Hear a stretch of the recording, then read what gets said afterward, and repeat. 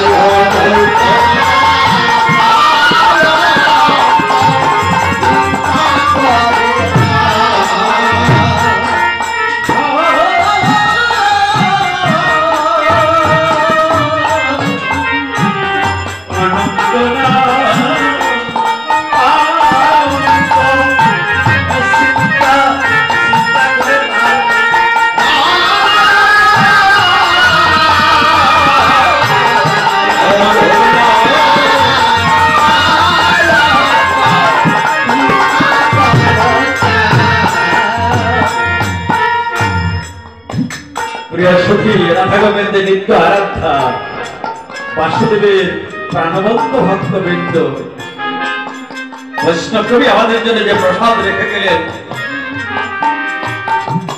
অনন্তকাল কীর্তন করিলেও সেই প্রসাদ আস্বাদন করিলেও তার কমতি হবে না।